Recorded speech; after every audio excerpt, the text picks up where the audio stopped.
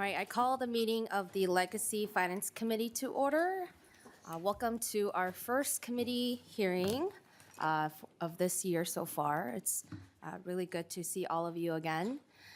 And we do have a quorum, and so we'll move approval of the minutes first, and then this hearing is all informational, so we don't have any bills, and we won't be making any motions besides for the minutes. So we have minutes from April 4th, 2025. Would anyone like to move the minutes?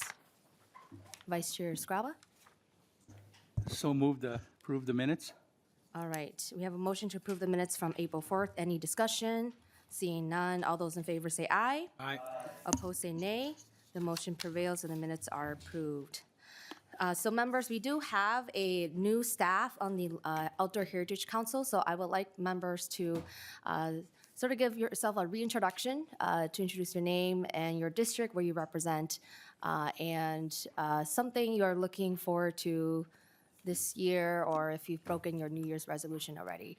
And welcome Christina as our new executive director for the Outdoor Heritage. And so I would like members to reintroduce yourself so that we can welcome Christina to the committee.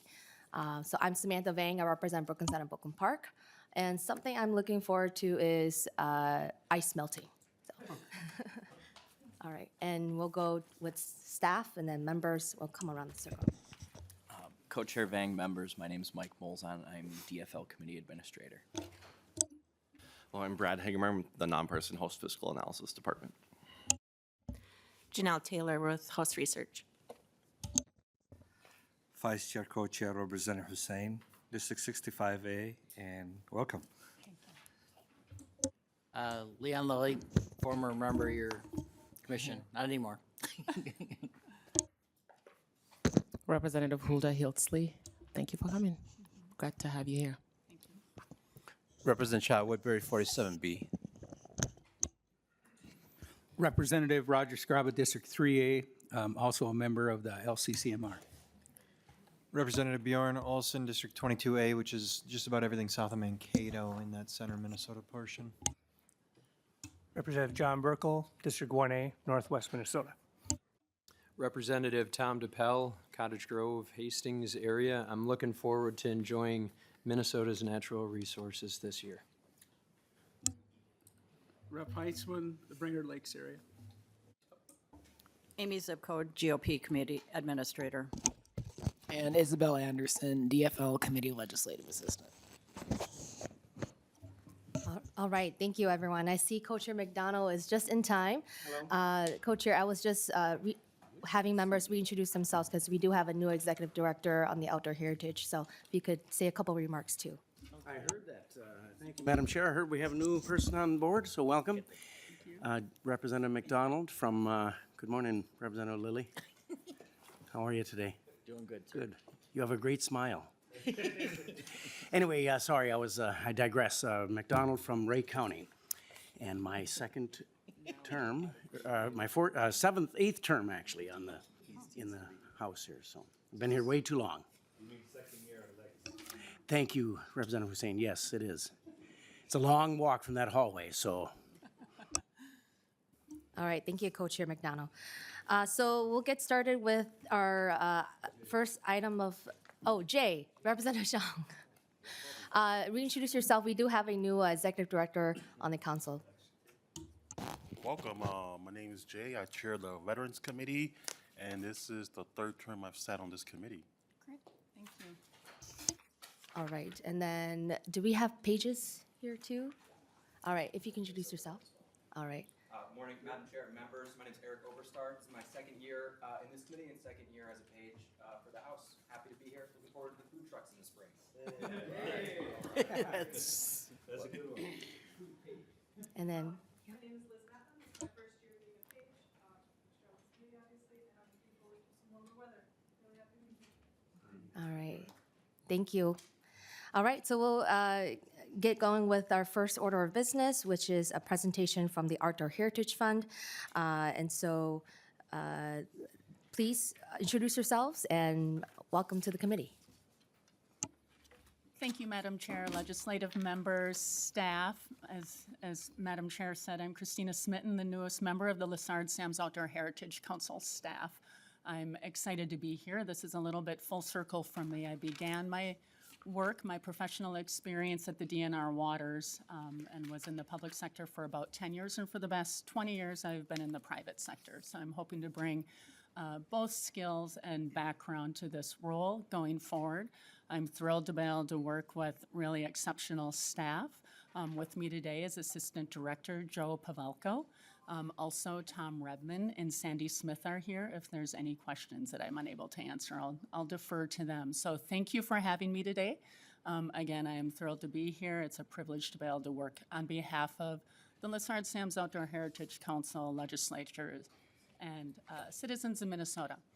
So I know all of you have some familiarity and some probably deep familiarity with the Legacy Amendment and the Lessard Sam's Outdoor Heritage Council, but Mr. Pavelko and I plan to provide a high-level background on the Legacy Amendment. The Lessard Sam's Outdoor Heritage Council will pause, and then we'll provide some background on the ML 2026 fiscal year 2027 proposed bill that will be coming before you in the future. With that, Madam Chair, would you like us to get going? Yes, thank you. So members, Madam Chair and members, there is a slide presentation that we'll walk through here. Again, a quick high-level background information on the Legacy Amendment and the Outdoor Heritage Fund. Thanks, Joe. As you're aware, in 2008, the Clean Water, Land, and Legacy Amendment was passed by voters. It's a constitutional amendment that expires in 25 years, so that's 2034. This constitutional amendment, voters supported an increase in sales and use tax of 0.3% to benefit clean water, land, and legacy. Within the Clean Water, Land, and Legacy Amendment, there are really 4 dedicated funds: the Clean Water Fund, the Outdoor Heritage Fund, which is the topic today, Parks and Trails, and the Arts and Cultural Heritage Fund. Annually, the Outdoor Heritage Fund recommends a bill that comes forward for approval that awards approximately $150 million to outdoor heritage projects in Minnesota to be used to really the focus by statute 97A.056, and direction is to protect, restore, and enhance wetlands, prairies, forests, and habitat for fish, game, and wildlife. Thanks, Joe. The statute's clear on the membership of the Lessard Sam's Outdoor Heritage Council. There's 12 members. 8 of those members are citizen members, 4 appointed by the governor, 2 appointed by the House, and 2 appointed by the Senate. Citizen members serve a 4-year term. There's 2 members from the Senate and 2 members from the House as well on this council that reviews recommendations, reviews proposals, hears from our partners, reviews recommendations, and then makes recommendations to all of you for these appropriations. Thanks, Joe. As I mentioned, the governing statute is 97A.056 to make these, review the appropriations and make recommendations to all of you for approval. Within this statute, it also calls out a small grants program that's administered by the DNR Conservation Partners Legacy Program. This is really to support local partners in a smaller scale effort to achieve the results of the Outdoor Heritage Program. These grants range from $5,000 to $500,000 and are about $9 to $15 million appropriated annually. This year, I believe it's about $12 million that's suggested to be appropriated. Oops, sorry.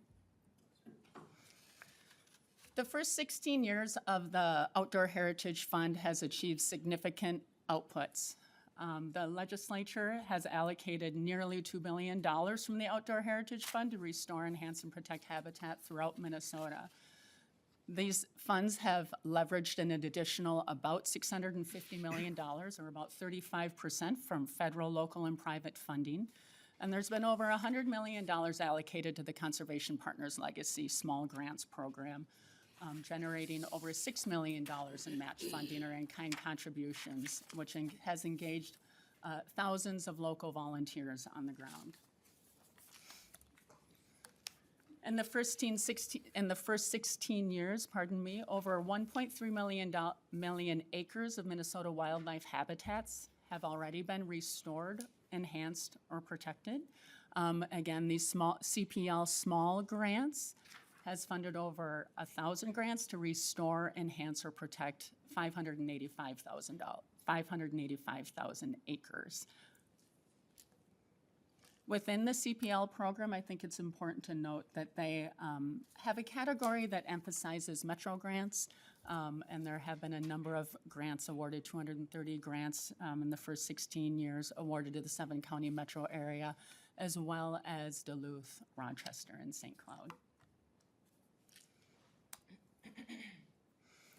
The statute requires these appropriations to consider the 5 ecological areas defined by the State Department of Natural Resources.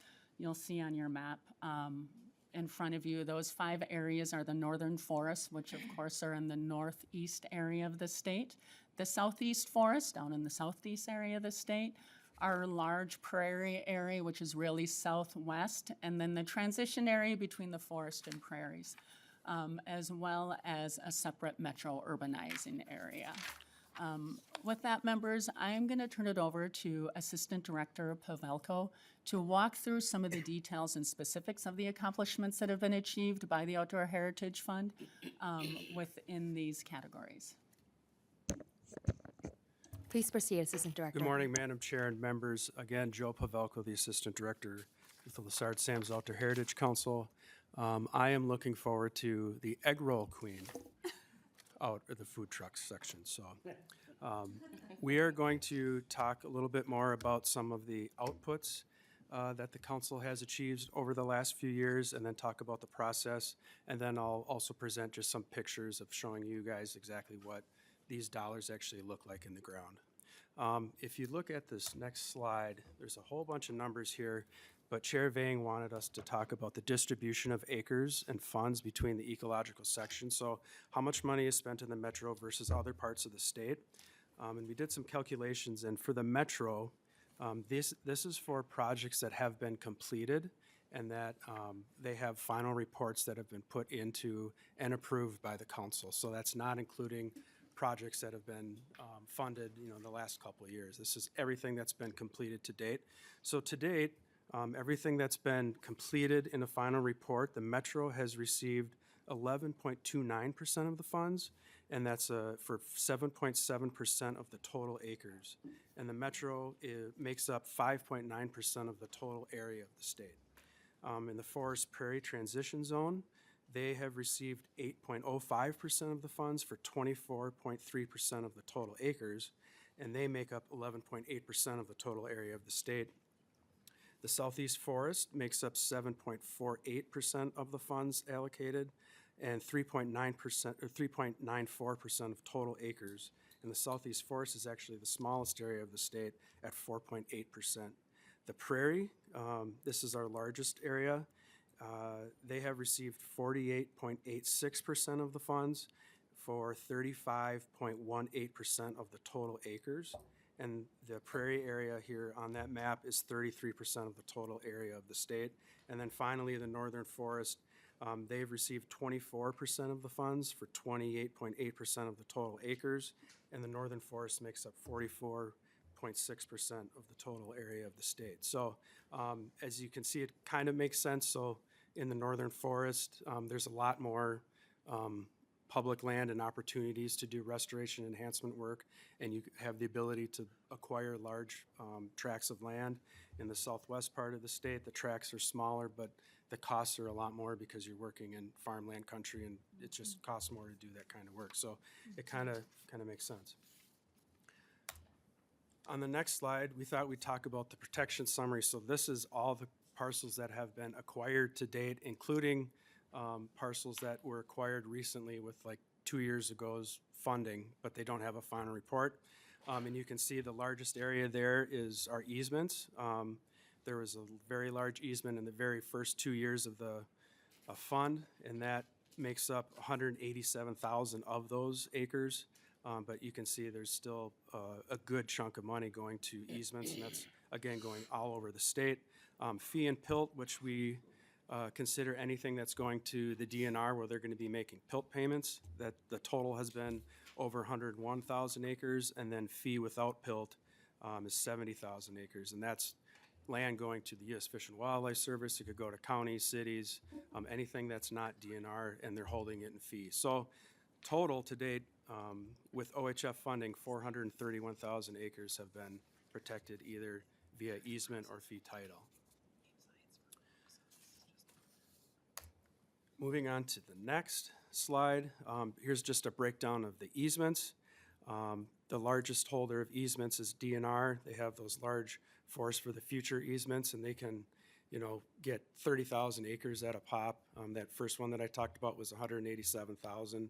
There's just that kind of land base up in northern Minnesota that you're able to do that.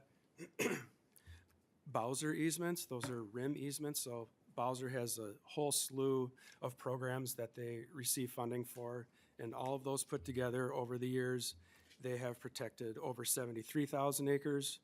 MLT easements, these are private land easements.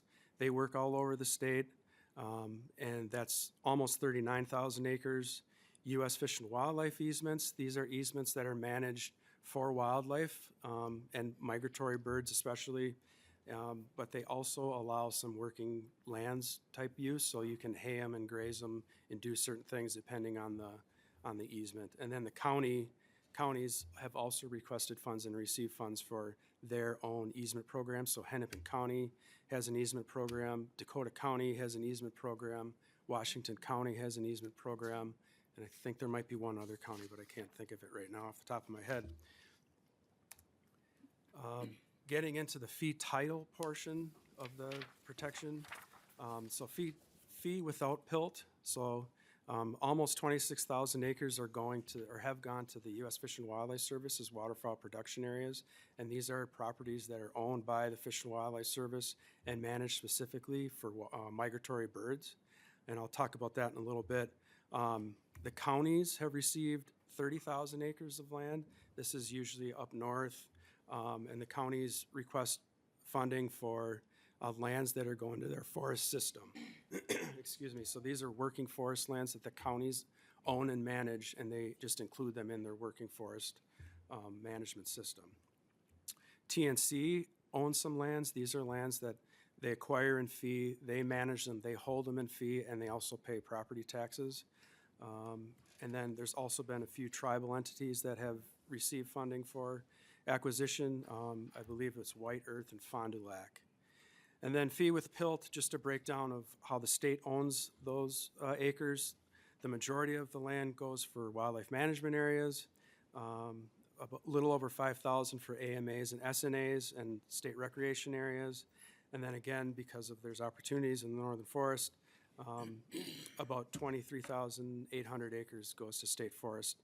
I was thinking about why there's the difference if you're a pheasant hunter or duck hunter and you go out west and there's usually two types of properties that you can hunt on public lands. It's either U.S. Fish and Wildlife waterfowl production areas or wildlife management areas, and I was wondering why the acres are so different, but I think it's just because that the waterfowl production areas are very specific on what you can do, and they're only for migratory birds. So they're not managed to increase the deer herd numbers or things like that. So for folks that are worried about deer or worried about doing things in the Northern Forest or different areas of the state, the U.S. Fish and Wildlife Service waterfowl production areas may not be your best option. So that's why there's just, with the wildlife management areas, there's more options to manage for different wildlife species, in case you were wondering. So you're probably thinking to yourself, how do I get money? With all of those great projects, and I mean, that's a lot of acres, how do you get money? And so I just wanted to go over the council's annual proposal process. So we let a call out for funding in early April. It comes back in May, so you have about 2 months to work on your proposal. Then the council reviews it in the spring, and then we have presentations in the summer. and then the council will make their decisions in the fall.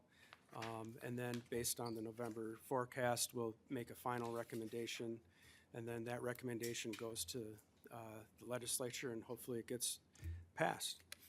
So it is a long process, and that, because of that process, we can talk about that. But there are some drawbacks to that maybe, and why we have certain things or why projects look the way they do. Sometimes they're not always shovel-ready. Council reviews the proposals. We look for accountability, conservation folks, focused, whether or not they make sense. Are they science-based?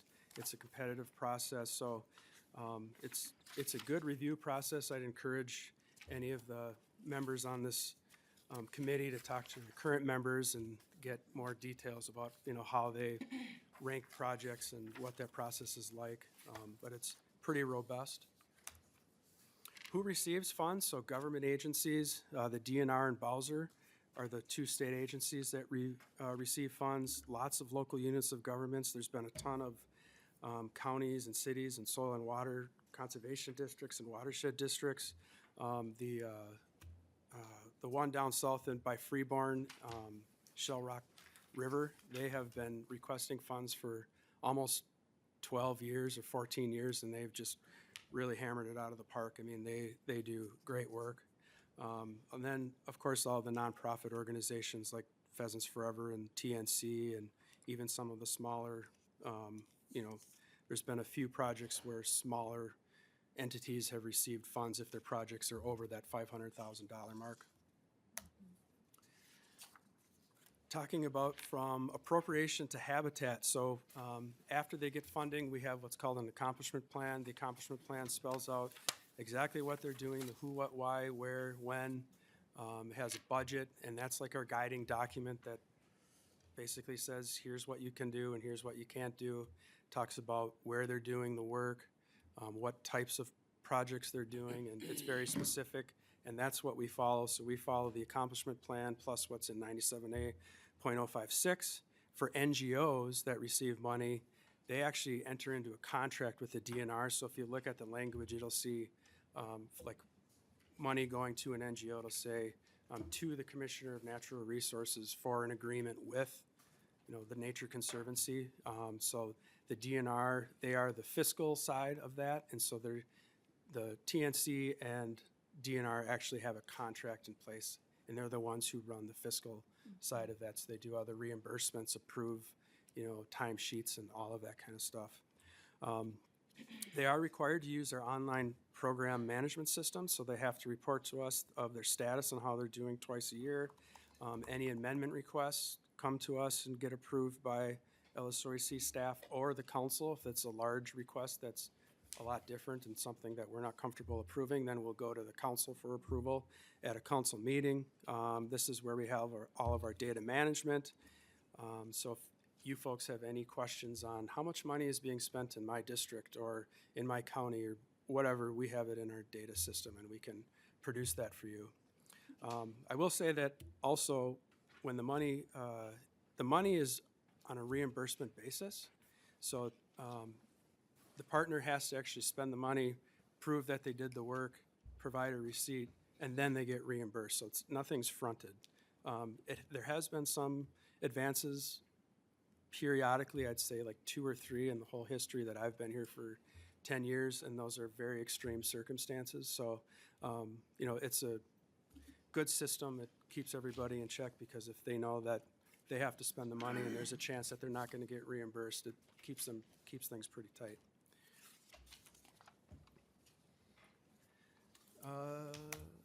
In 97A.056, there's some requirements. There's not only requirements on the council and how it's formed and all of those things, but there's also requirements on restoration enhancements. So restoration enhancements, they can only be on permanently protected land. That's only, so that's permanently protected land, meaning there's a conservation easement that's perpetual, owned by the government or a government entity, or it has to be within protected waters. They have to have restoration and management plans.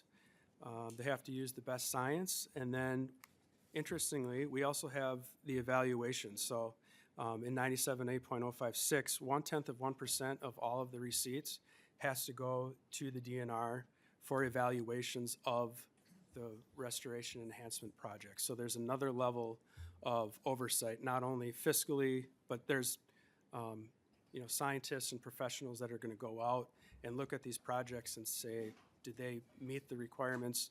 Did they meet the goals of what they set out to do? Are these good prairie projects? Does this wetland look like a good wetland? There's a whole crew that goes out and looks at these, and it's usually about 20 projects a year. For acquisition, and this is both for fee and easement, you can't buy any temporary easements.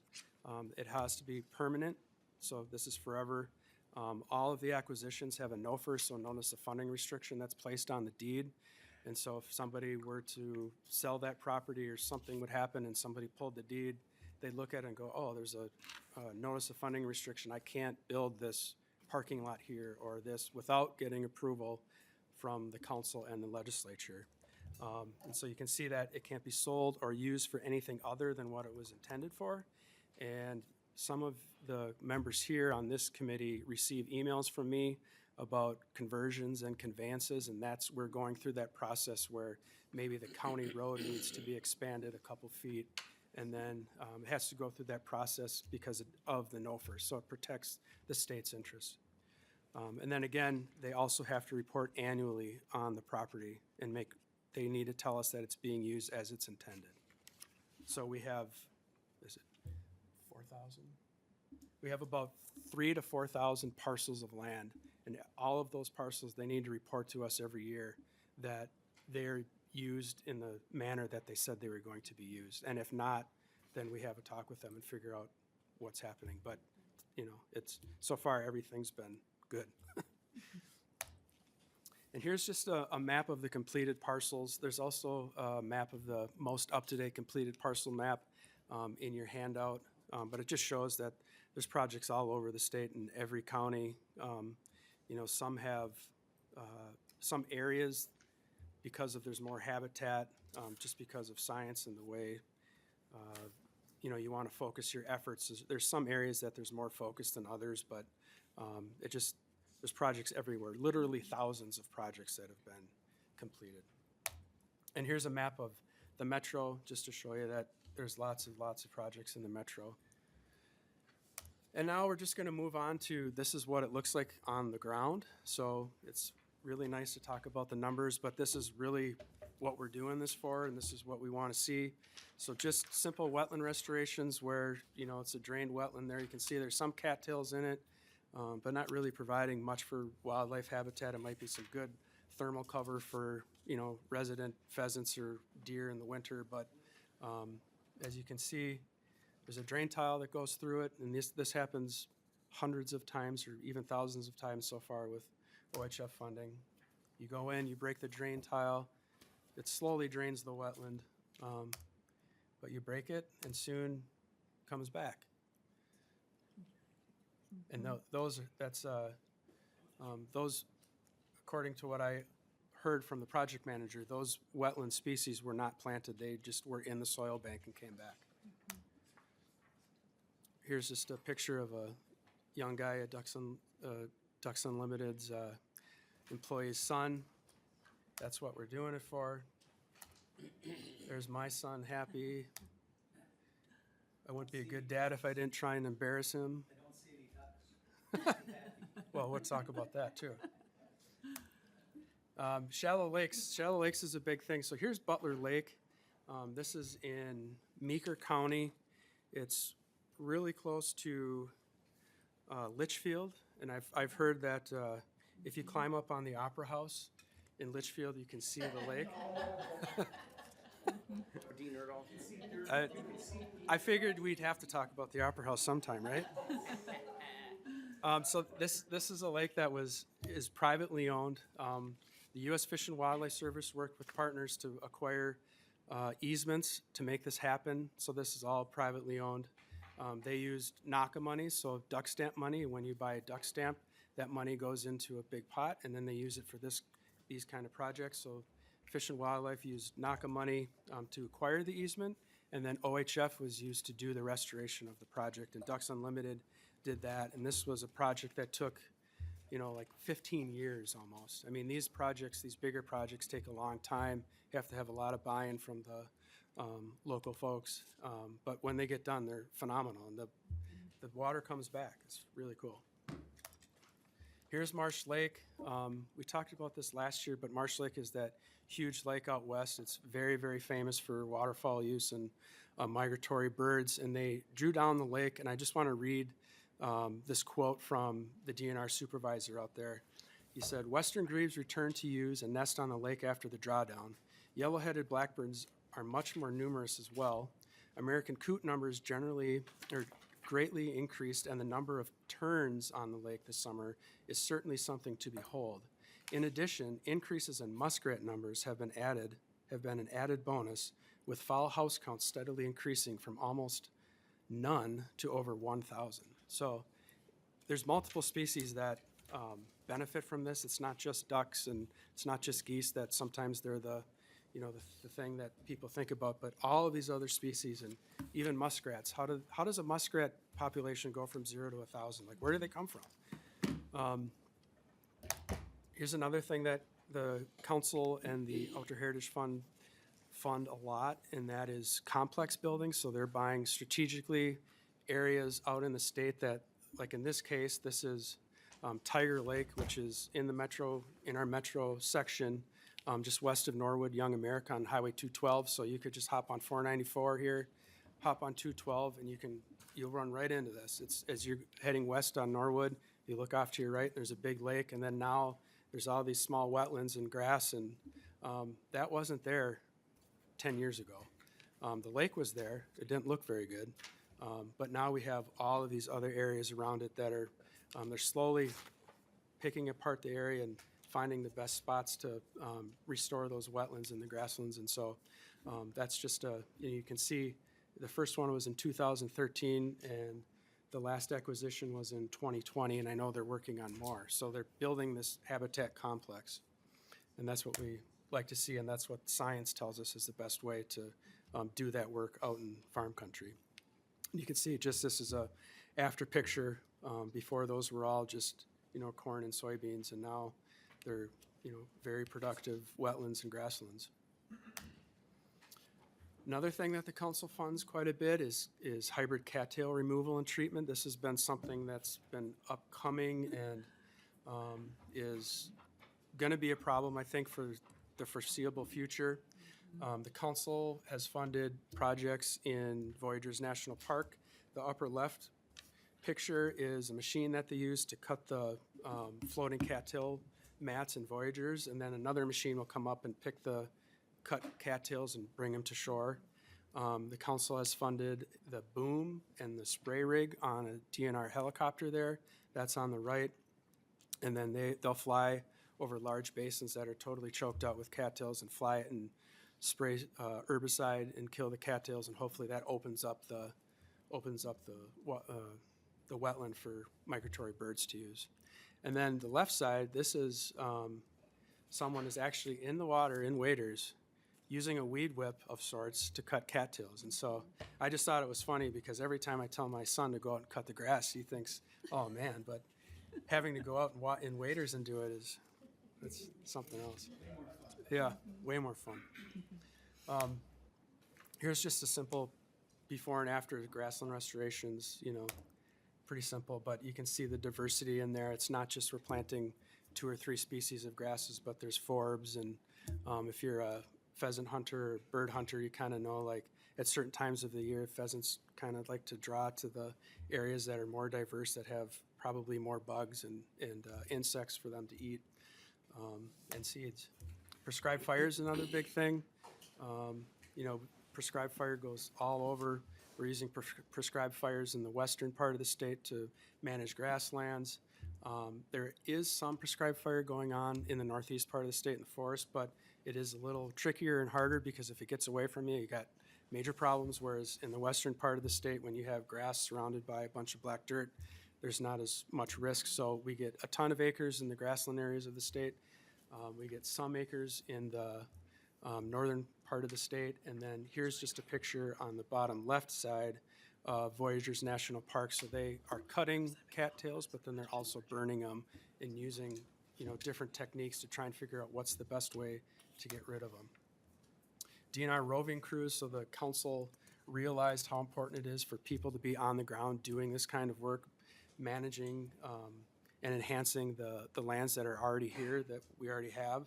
And so the DNR roving crews, they're funded on an every other year basis.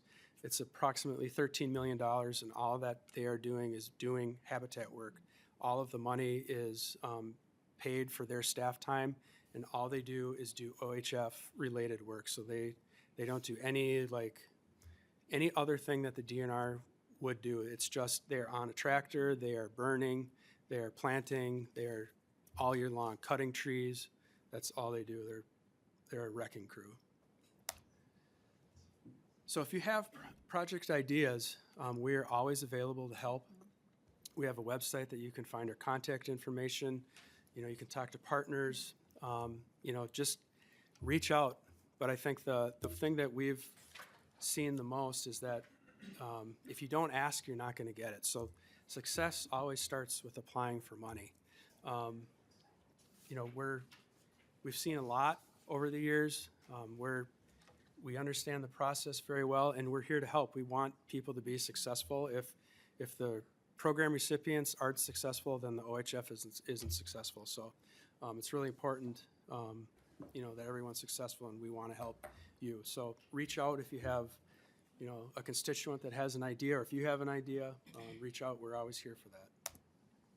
And now we'll move on to our new recommendations for this year, if that's okay, Madam Chair.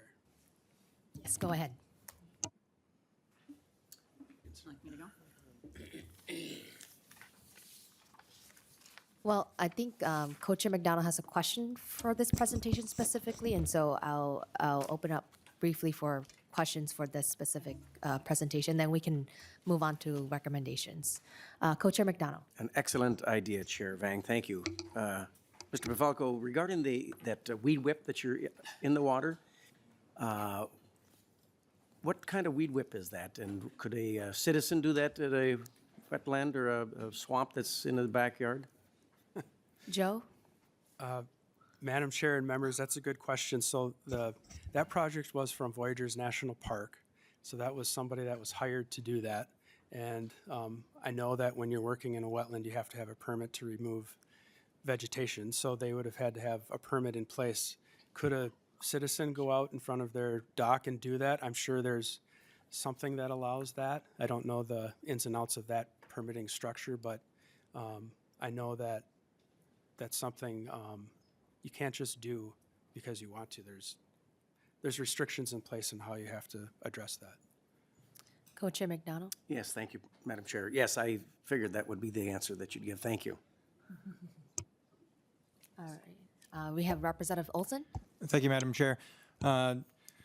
Pavelko, I don't think that in any way you meant to be offensive in one of your comments, but you did in fact say it was just corn and soybeans before, and my family has just farmed corn and soybeans for like 100 years, and many of the people in my district just farm corn and soybeans. So I don't know how many people earn their livings or their livelihoods hunting ducks or pheasants, but there are just a couple farmers in the state of Minnesota who just farm corn and soybeans. So I know you probably didn't mean that by any offensive manner whatsoever. I do think that our state and this program and what we do here need to also weigh heavily the fact that every acre of land that we buy is one less acre of land that a young farmer who's trying to make his way in this world or her way in this world can't have access to. So just keep that in mind as we're looking at purchasing thousands and thousands and thousands of acres for this program.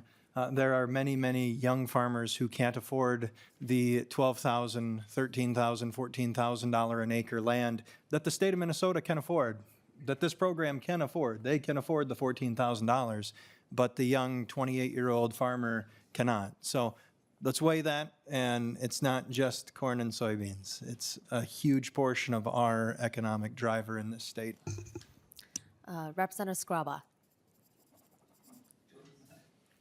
Oh, Joe, do you want to respond, or Madam Chair, Christina? members, understand and point well taken. All right, Representative Scraba. Thank you, Chair Bang. On the protection summary, the easements, the with PILT, without PILT, is it safe to say that when it is without PILT, or if it's with easements, the county no longer gets property taxes in any way, shape, or form? Director Joe? Madam Chair and members, so with PILT means that the DNR owns it and will be paying PILT. So without would be the DNR is not paying PILT. So if it's going to, like if it goes to a county, counties have asked for funds and received funds. They own it, and they made the decision to own it in fees. So they, I guess, don't pay property taxes, but they will generate some income off of forestry practices. Madam Chair. Representative Scraba? Yeah, one of the issues that my constituents keep coming back to me, and our county commissioners sometimes keep forgetting, that the taxpayers pay the taxes, the county doesn't, okay? We are entering into these big land swaps with the Nature Conservancy and everything. We're talking thousands of acres, to lock it up, to preserve it, I sit on a district with 1 million+ acres that are preserved. We get some PILT from it, but not a lot. And payment in lieu of taxes is what PILT is. Instead of taxes, you get a small stipend. Last year, we tried increasing that stipend in the legislature, and the governor said, how about we cut PILT? And then we quit trying to ask for more money. We just were trying to preserve what we have. So PILT, if you're from areas where I'm from, you try to protect PILT. You try to grow it, like southern western Minnesota, lakeshore PILT is $42 an acre. Where I'm from is $4 an acre. So I'd like to equal it, try to bring it equal, so that we have thousands of more acres than everyone else, there's no question. But we also gave up that land so everyone here, and myself included, get to use it. By no means am I saying, take that land back. That's not what I'm trying to say. What I'm saying is, when we buy this land from a private landowner, taking it out of production, taking it out of use, I hope that the land that we're purchasing is really only good for wildlife, not protecting it for the wildlife that might come, but that actually is right now. I use corridors as an example. If you have a wetland corridor and the farmer can't use it, or the landowner can't use it, why not put it into this program? Then we know it's going to be there all the time, and the animals can use it as cartways to get to and from where they want to go. I'm a supporter of that sort of thing. But if we're selling 187, or if we're buying 187,000 acres of forest land just to get it, so we can use it as hunting, that's something I think the counties, the townships in there should have a say in, should have, and maybe you'll tell me they do or don't, but there should be some protection for the local taxpayers to say, why are you doing this? Show me why this is good for me. Then I can buy into it. And then I also have the Nature Conservancy, TNC, 8,077 acres, that fee title protection summary. Do they hold on to that all the time, or are they constantly trying to get either the federal government or state or county government to purchase it from them? I know where I'm from, they have some large tracts of land right now in queue if the federal money shows up, and I'm trying like heck not to get the federal money to show up, because that is not what that land was meant for. That land was meant to use. It was private land, and they bought it because they want to protect it. Again, that's thousands of acres that, if you're from St. Louis County, you're going to pay more in property taxes because they're not, once it's sold to the federal government. So I just want the public to know that there's a consequence for all of this acres. You're going to pay more. again, as a hunter, fisherman, outdoors person, I don't mind paying more if it's really the good land that is going to help enhance the wildlife. But if it's just to preserve or protect because someday someone might not want to do something on it, I'm a c'est la vie, let it happen. And if it happens, it happens. If it doesn't, you might find someone with a deep pockets and they're going to purchase that land and say, I'm going to preserve it. Great, pay the property taxes on it. That's awesome. Preserve it, please, But when we do it, and then we end up paying for it. And here's the killer part that I get a kick out of. So we're going to get the land, and then we put it into PILT. So the property tax owner no longer pays taxes on it. The government gets the land, and if it's PILT land, now the government pays back to use it. There's some logic here that it better be really good wildlife protection land. So, but if you can get a question out of what I just said, go ahead and answer it. I think you had a question for the Nature Conservancy. I don't know if they are here. But Director Christina or Director Joe, do you guys want to respond to Representative Scraba? Madam Chair and members, so I got two questions out of that. I'll talk about the first one. So TNC lands. So any lands that they acquire with Outdoor Heritage Fund dollars, they have promised that they are going to pay property taxes. So when they buy it and hold it, and you look on your Onyx map and it says TNC, then that they hold it in fee and they're paying property taxes. And they do some things to help pay property taxes, like they'll, allow haying and grazing and have contracts like that to help pay for those property taxes. But they have made a commitment to that. Easements, they can, yeah, yeah. But anything that TNC acquires without our funds, we can't control what they do with it. So, but just know that anytime they're acquiring land without their heritage funds, they've made that commitment to pay property taxes. And there's actually some language in their in the bill, in their section that talks about that too. And then the property tax on easements, that was another question. So when lands are eased, they also still pay property taxes. So like the Blandon Paper Company project, that was 187,000 acres. I know there was some growing pains and some discussion about how they calculated that tax payment, but they're still paying property taxes. And so all the rim properties, they're paying property taxes. So that's all private land that I don't know of any easements that I can think of that go into effect that you don't pay property taxes. Representative Scraba. Thank you, Chair. So if the, I use the Blandon land as an example. It's like the old potlatch properties used to be. We, the state of Minnesota, gave potlatch tax breaks, but the land was technically public, could hunt on it and use it to get to whatever. It was like public land, but they reserved the right to log it when they wanted to, and they got a break for it. And to me, that was pretty ingenious, whoever did that, because we got to use it as if it was ours, hunting. But at the same time, if they wanted to close it off to manage it, to cut it, they did. Then you couldn't do it anymore.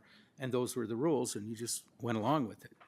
And if that's what Blandon, and that if the deal you work with, the dollar, the amounts, you can argue. I personally don't, that part doesn't bother me so much. It's just the use. If the public can still use it, that's important, because all you have to do is go to another state, go to Texas, and go hunting. You don't hunt without getting your checkbook out, because there's no public land. And it sucks. It's terrible. It's the worst thing that ever be. So Minnesota should be proud of what we're doing. I just want to make sure that in the future, if we keep doing, and the real question that I have is there any trigger in this statute that says the county boards need to be addressed, have to have their blessings before we do these exchanges? Director Joe? Yes, Madam Chair, there is a subdivision in 97A. I just don't know it off the top of my head, but it requires notification to the counties. You have to notify them 30 days prior to closing that you're going to be acquiring properties. And that's only for fee title. Representative Scriba.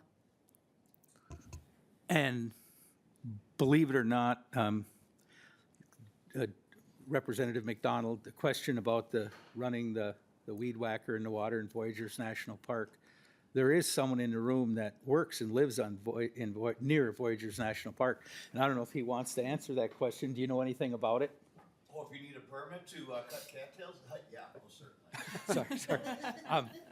Eric Johnson from International Falls area. He, they see that every day, the weed whacker out in the bay. What's the name of that bay? Black Bay. Black Bay. It's pretty impressive. You know, the national government is allowing this to happen. So it does, and it's not a weed whacker. It's a blade. It's the blade. So thank you. Representative Cha. Thank you, Chair. I have a couple questions there here. See which one you want to answer.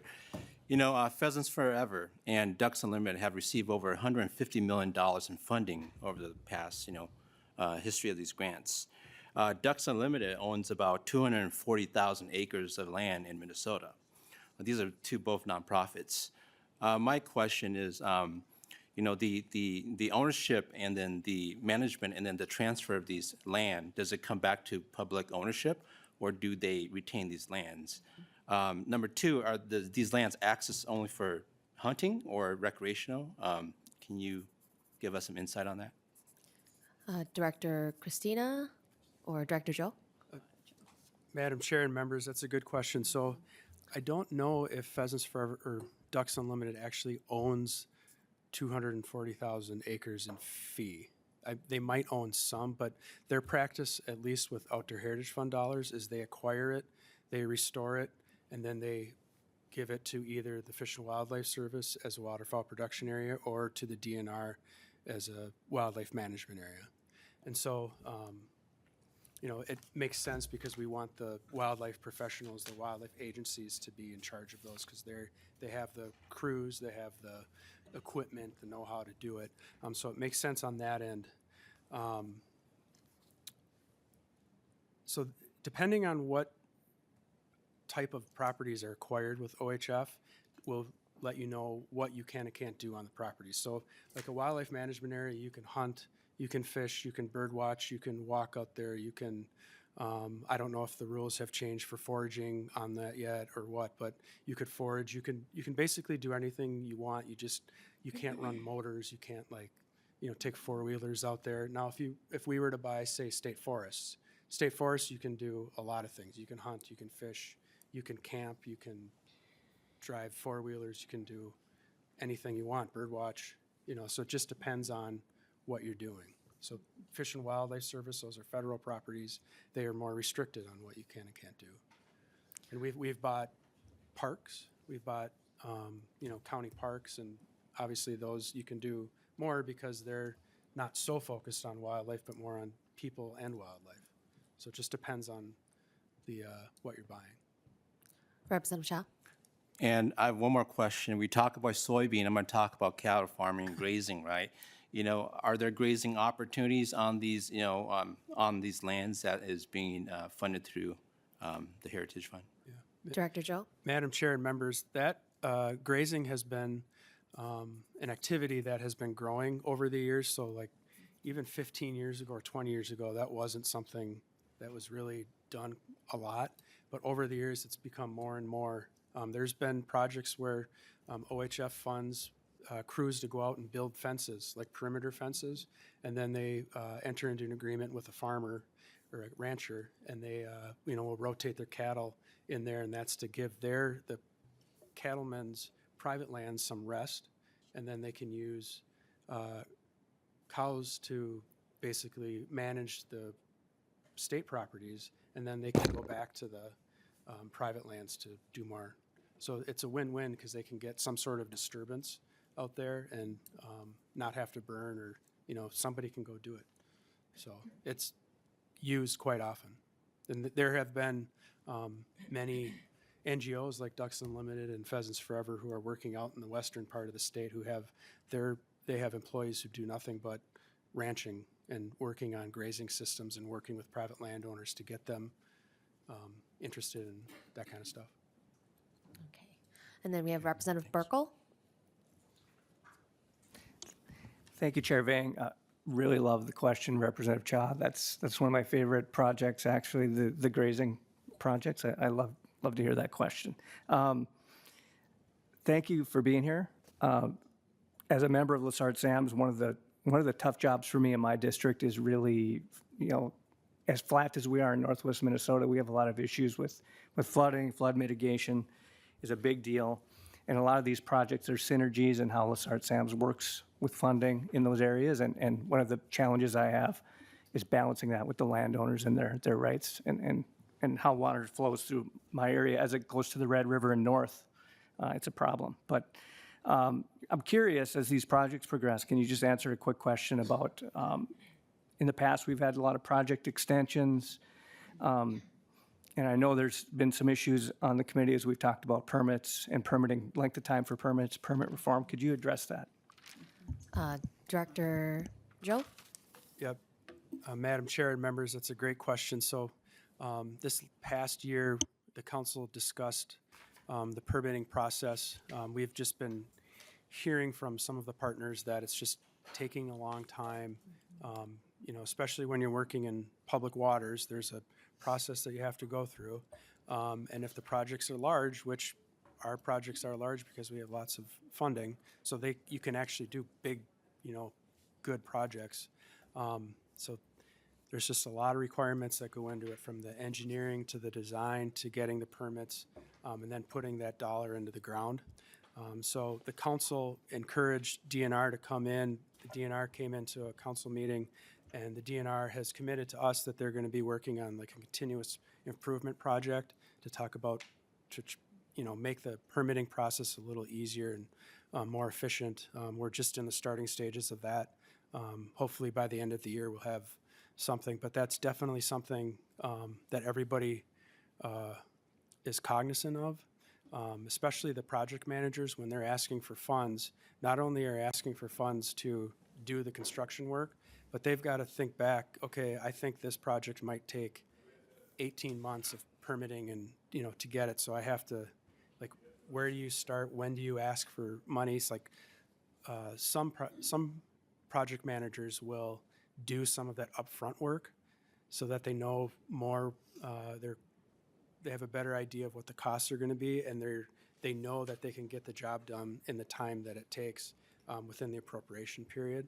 And I'll talk about the second part of that, but we changed some of the appropriations this year in the recommended bill to address some of this lag time between how long it takes to get the permit to actually doing construction. So you'll see there's 3 projects in there that look like there's not much money in there, and that's for addressing that. Representative Burkle? Thank you, Madam Chair, and thanks for addressing that. I think it's important for the public to know that in a lot of cases, there's a ton of this money that's going into getting permitting done rather than to the projects themselves. So I'm glad the DNR has been in to talk about that process, and hopefully we can address it soon. Thank you. Okay. Representative Lilly? Thank you, Madam Chair, and I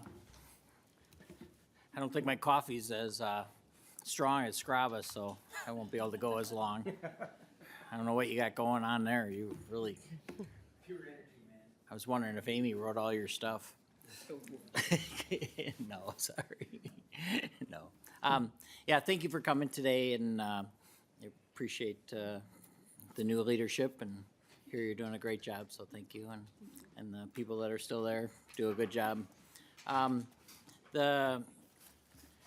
was lucky enough to serve on this commission, and some of what the questions have been, how the land has been bought, and clearly the land really was, in the first couple of years of the 16 or whatever, it was really bought up north. And there was, that was the truth. And we had some big land purchases up there and and really the effort, in the last couple of years, and you'll see it with the dots. I'm impressed that you're all over the state now and really covering it, and that makes sense. I have a little bit, and I always have a little bit of a metro bias, so I would like to see more metro purchases.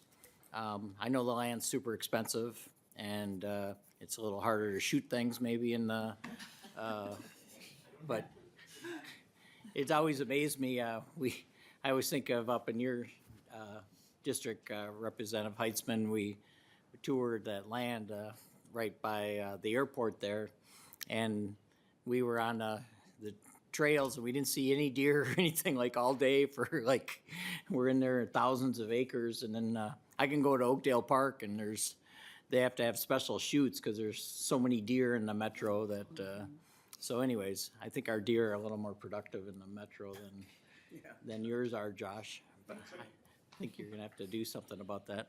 But anyways, I'm glad to see that you're continuing to do the small grant program. That was a labor of love. Representative Fabian, Representative Burkle, your predecessor, and me, and I'm kind of proud of that. And I think it makes a lot of sense that you're continuing that. I saw you or mentioned that it's going down a little. Maybe the applications are down. I'd like to hear more about that. Whether, if you can provide us with some documentation or something.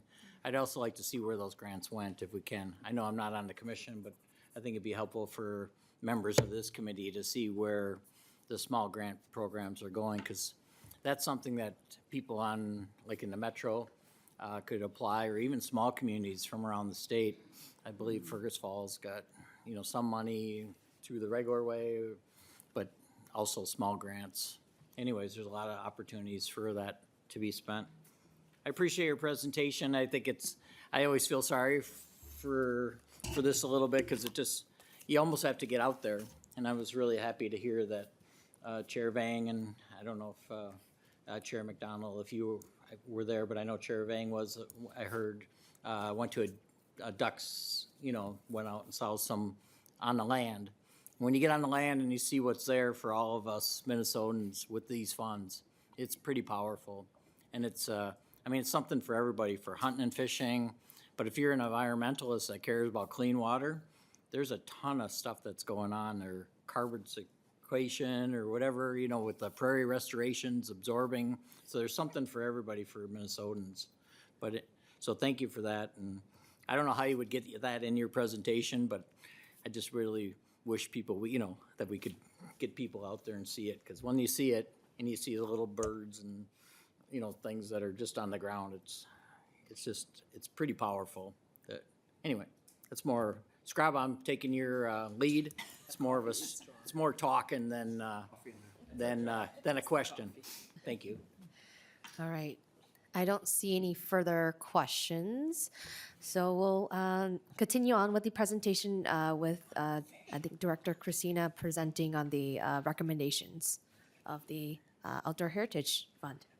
Thank you, Madam Chair, and members, for all of your questions. It's really helpful for me to hear these questions and better understand the insight, and clearly thank you to Assistant Director Pavelko for his deep expertise in this area. Just 2 points, Representative Burkle, on the permitting inefficiencies with the DNR. We have met with him, and we have a commitment to bring forward to the council this year recommendations. So we do want to keep that moving forward efficiently so that the council can consider those. And Representative Lilly, in my volunteer capacity, I was able to apply for and project manage a couple of those smaller DNR CPL grant programs, and they are really important programs to that scale of project. And the 2 projects I worked on were in Northern Washington County and the metro area. So we will get back to you on the questions that you asked regarding some of that data, and we'll just send that directly to you. So thank you for that.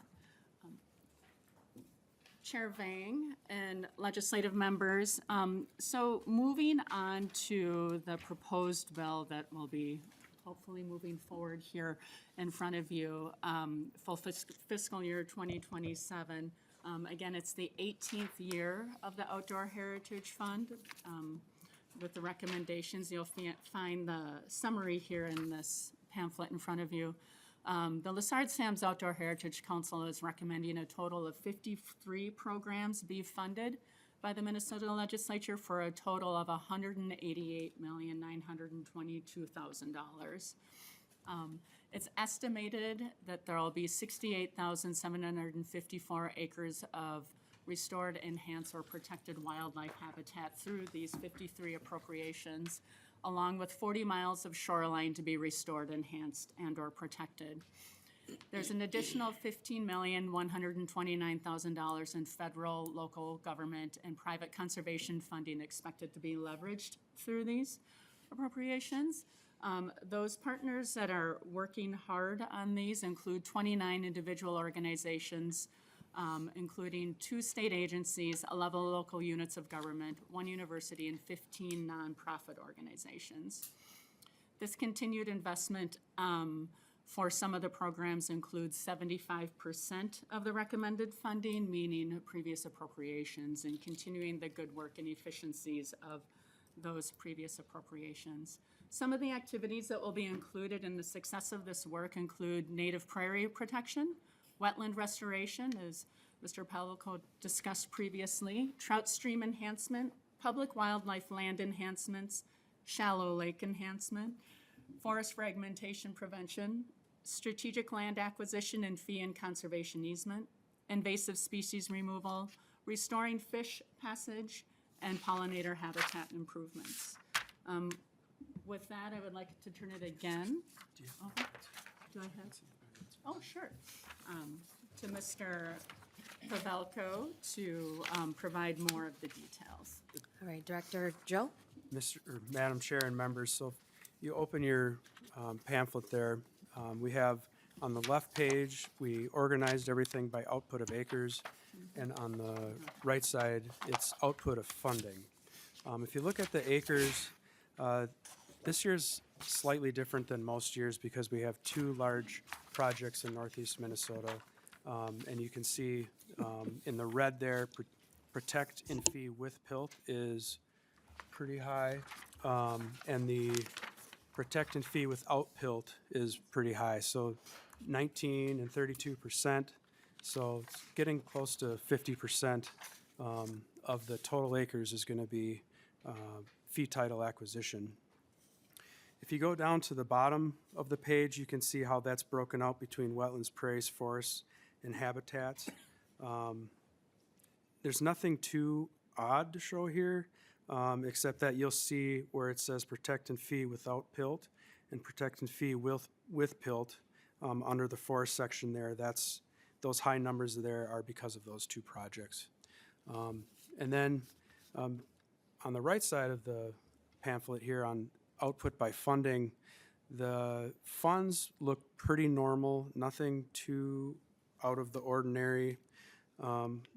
What's interesting is you can get a lot of acres in the forest region for quite a bit less money. So 52% of all of the acres that we're going to be doing with this bill is in the forest region, and it's only going to cost 26.4% of the total fund.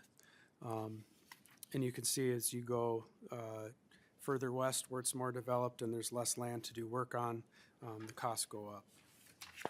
I'll bring your attention to the back side of this, and this is just the list of projects.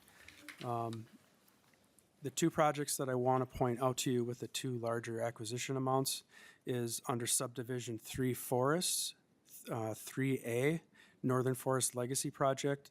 This is a project where the DNR is partnering with the St. Louis County, and both of them will be acquiring land from the Conservation Fund. And the Conservation Fund acquired some parcels from Potlatch, and that were going to be used for the land exchange with the Boundary Waters, and they changed the way they were doing the Boundary Waters exchange, and now I guess there's going to be a fee title sale to the federal government.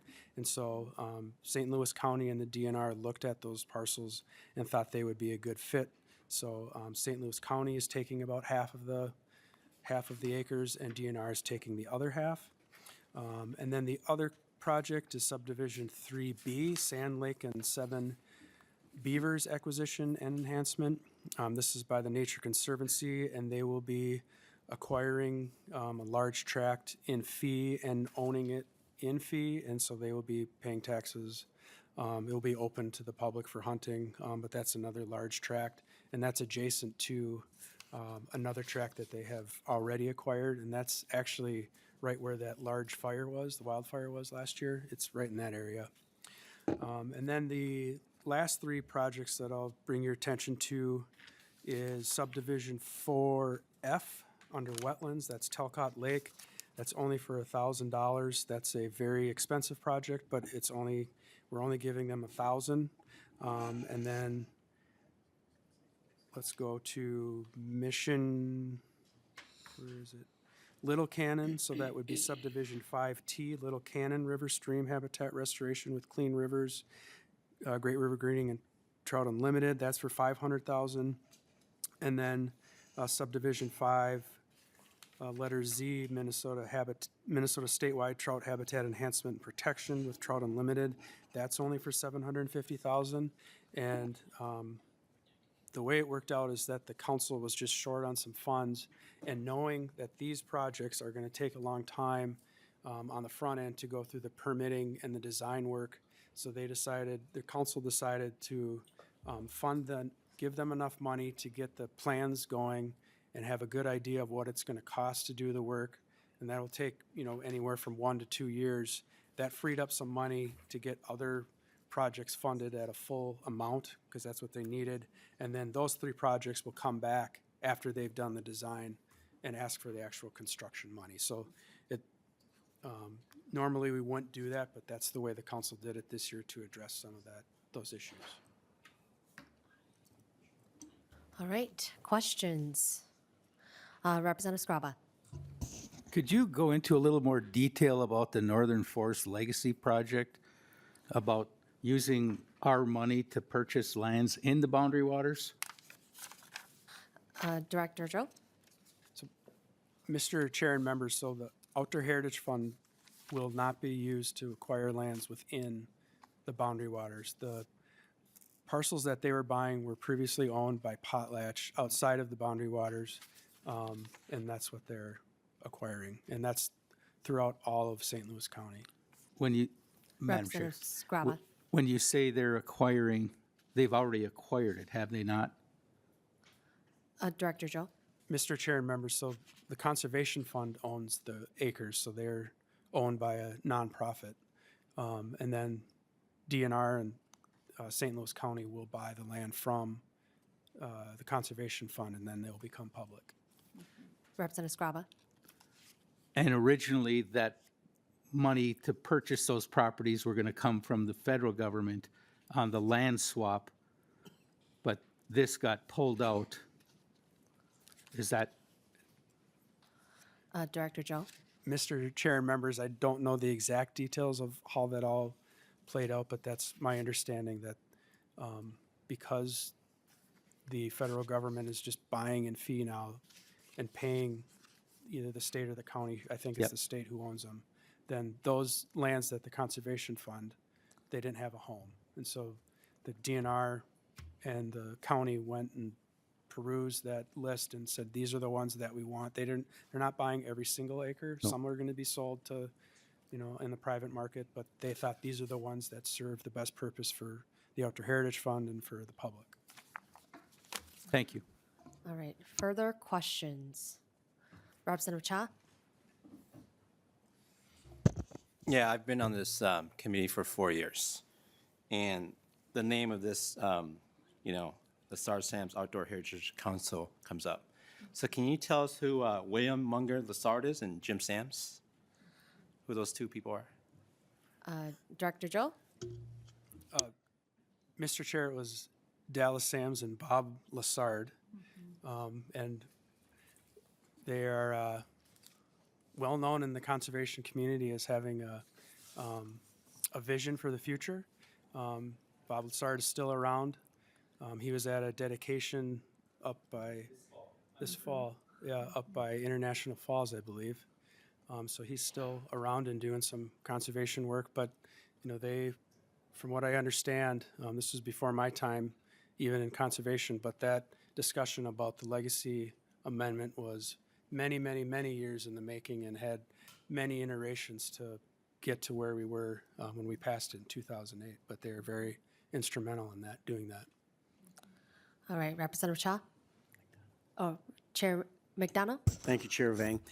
Mr. Pavelko, how many are the acquisitions for your request this year for this bill? Is there any productive farmland that is being acquired or up for sale? Director Joe? Mr. Chair and members, it's possible. It depends on what your definition of productive is. You know, when Pheasants Forever, Ducks Unlimited are going out and looking for properties, they're looking for properties that they can restore. So they're looking for wetlands that are drained. They're buying land from usually farmers that are done fighting, you know, with the area because they just can't get a crop out of it.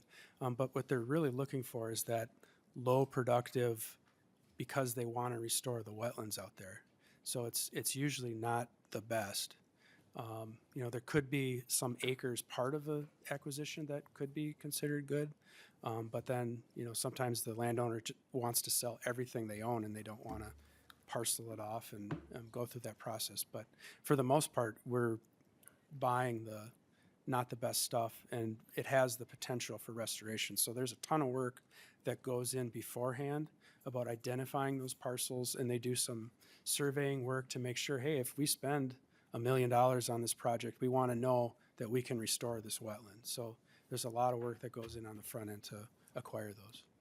Chair McDonough? Thank you, Madam Chair. Well, you teed it up perfectly, Mr. Pavelko. Yes, Representative Lilly, Chair Vang, and I met in my district, just 4 miles from my photo studio in Wright County, and toured 3 pieces of property that were restoration, and it was quite impressive. Mark Johnson was there to meet us, and several folks from Ducks Unlimited, and also Miss Kim Scott, who has invited us to go duck hunting, and that's another story that I'll tell briefly. Anyway, so we have witnessed, of course, I've driven past some of these properties for 35 years or so, or at least the last 20 that they restored, and they are magnificent. The wildlife and the waterfall that they brought forth to these farmlands that were just wetlands and unproductive, to be sure, and given the families an opportunity to sell the land and have a little cash in their pocket, and then have land to bring back for our future generations and our generation great wildlife habitat. So I am very aware the importance and the great work that you're doing, and support that. But still, we all must be concerned with, as Representative Olson so urgently urged, be careful not to bring too much productive land out of production that feeds the world with our soybeans and corn.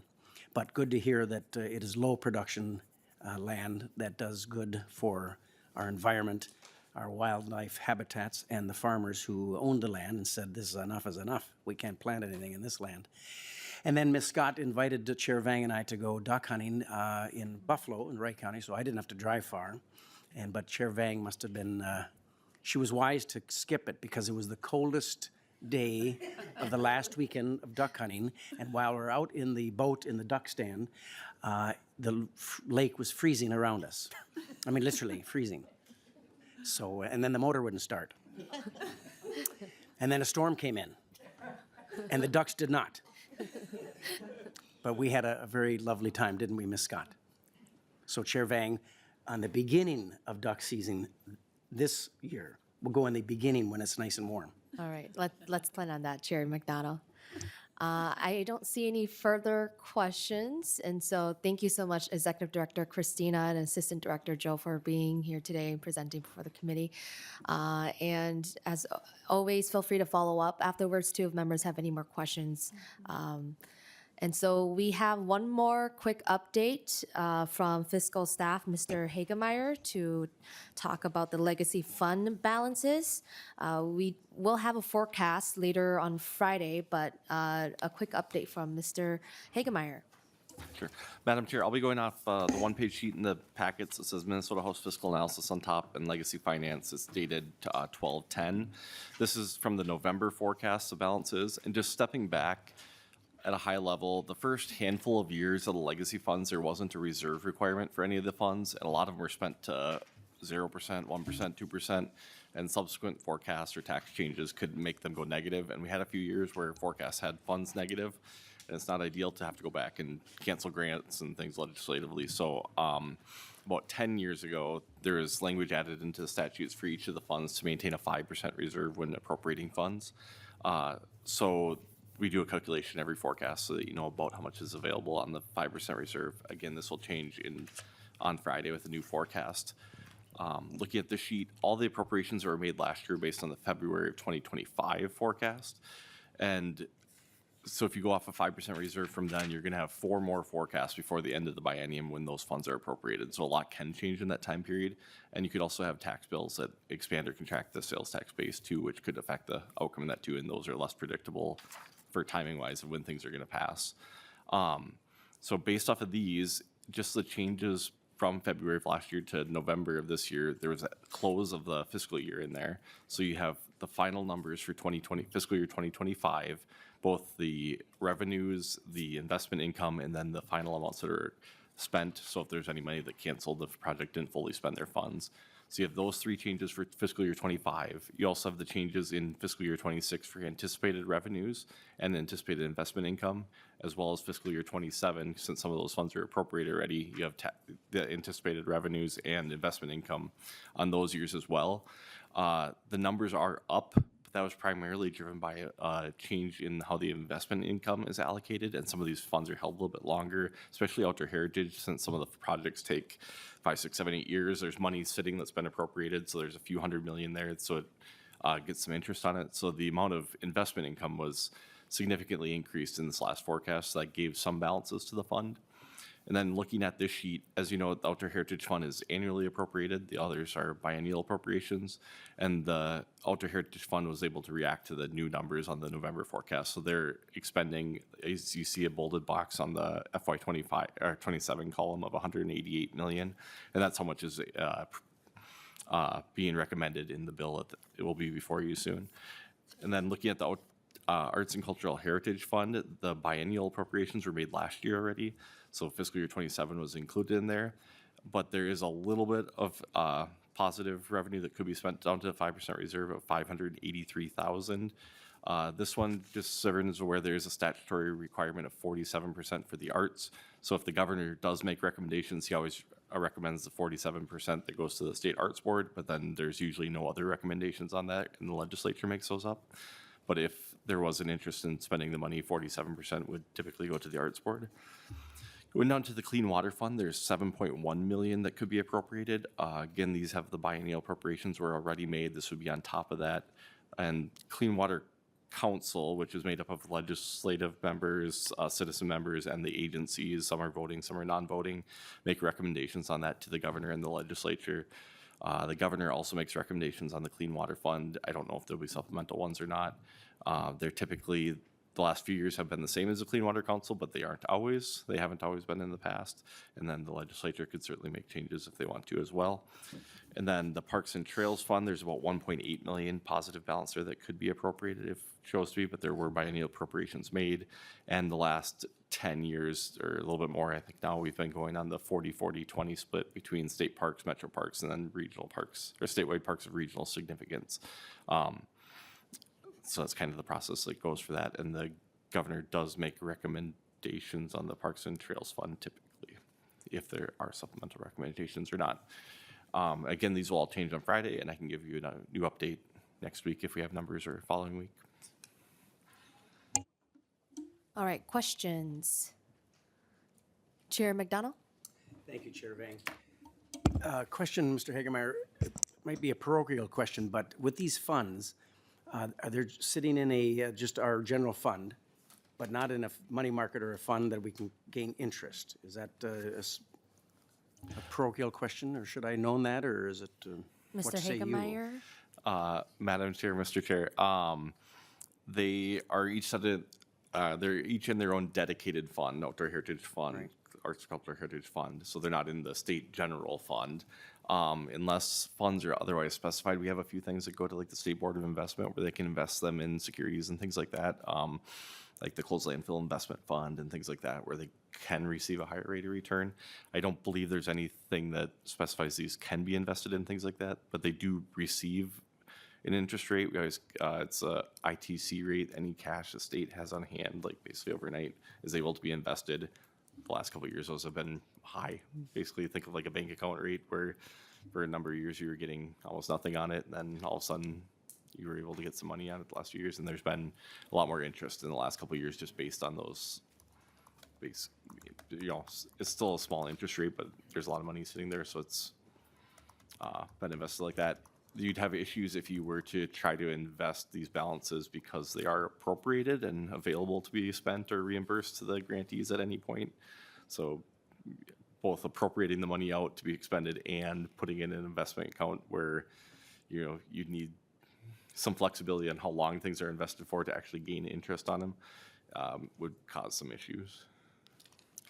Chair McDonald? Thank you, Mr. Hagemeyer. Yes, I knew there were, when I said general fund, I know they're dedicated funds, but I just, what bank account. So it is safe to say that some of it is gaining interest and making some money on, for the taxpayers in Minnesota. That's all I wanted you to clarify. And Mr. Hagemeyer? Madam Chair, Mr. Chair, if you look on, I wrote the investment income line on here. So if you look under Outdoor Heritage Fund, it's like the third row down. For fiscal year 26, like Outdoor Heritage Fund has over $15 million of interest accruing to it.